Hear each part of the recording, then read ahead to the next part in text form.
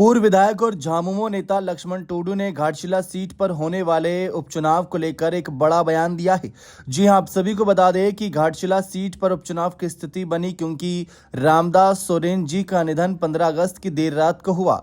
उनके निधन के बाद उनकी यह सीट घाटशिला खाली हो गई, जो उन्होंने साल 2024 में जीती थी। बीजेपी के बाबूलाल सोरेन को हराकर, जो चंपई दा के बेटे हैं, उनको हराकर ये सीट रामदास सोरेन ने बरकरार रखी थी साल 2019 में, और 2009 में भी वह इस सीट से विधायक चुने गए थे। लेकिन इस बार खास बात यह थी कि हेमंत सोरेन ने उनको अपनी सरकार में शिक्षा मंत्री का पद भी दिया था।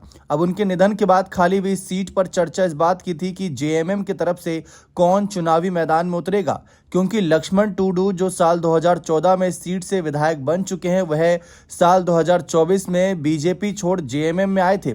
ऐसी उम्मीद जताई जा रही थी कि लक्ष्मण टुडू को भी यहां से एक विकल्प के तौर पर देखा जा सकता है।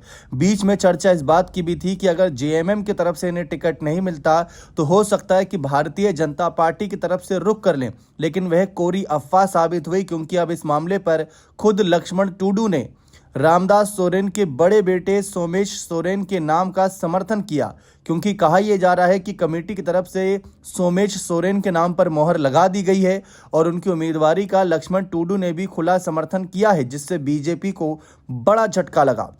मीडिया से खास बातचीत में टुडू ने कहा कि यह कोई जनरल इलेक्शन नहीं, एक उपचुनाव है, जो कि प्रमुख झारखंड आंदोलनकारी और दिग्गज नेता रहे स्वर्गीय रामदास सोरेन के निधन के बाद रिक्त हुई सीट का है।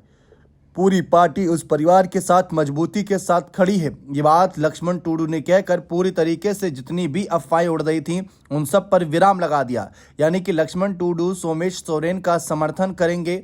अब देखना दिलचस्प रहेगा कि बीजेपी किसको उतारती है, क्या उतारेगी भी कैंडिडेट या फिर नहीं उतारेगी, क्योंकि उपचुनाव की स्थिति जिन हालातों में उत्पन्न हुई है, बीजेपी यह भी बात देख रही है।